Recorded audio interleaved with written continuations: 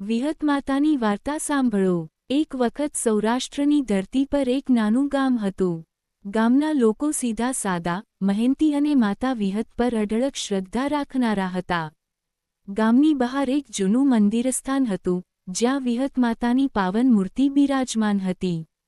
માનવામાં આવતું કે જે કોઈ પણ સાચા મનથી માતાને યાદ કરે, તેની દરેક મુશ્કેલી દૂર થાય।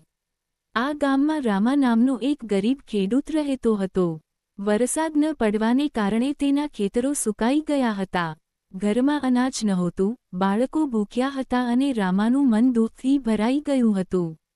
એક રાત્રે તે મંદિરે ગયો અને માતાના ચરણોમાં પડીને રડી પડ્યો। હે વિહતમાં, હું કંઈ નથી માંગતો, બસ મારા બાળકોનું પેટ ભરાય એટલી કૃપા કરજો, એવું કહી તેણે દીવો પ્રગટાવ્યો। એ જ રાત્રે રામાને સ્વપ્ન આવ્યું।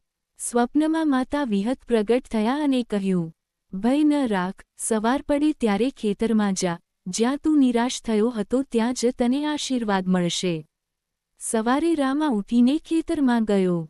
અચાનક તેણે જોયું કે જ્યાં જમીન ફાટેલી હતી ત્યાંથી પાણીની ધારા ફૂટવા લાગી। થોડી જ વારમાં આખું ખેતર લીલુંછમ બની ગયું। ગામમાં ખુશી છવાઈ ગઈ। સૌએ માન્યું કે આ બધું વિહત માતાની કૃપા છે। પછીથી ગામના લોકો વધુ ભક્તિભાવથી માતાની આરાધના કરવા લાગ્યા। કોઈ ભૂખ્યો રહ્યો નહીં, કોઈ દુઃખી રહ્યો નહીં। માતા વિહતનું નામ ગામ-ગામમાં ફેલાઈ ગયું। આ વાર્તા આપણને શીખવે છે કે સાચી શ્રદ્ધા અને શુદ્ધ મનથી કરેલી પ્રાર્થના કદી ખાલી જતી નથી। જય વિહત માતાજી।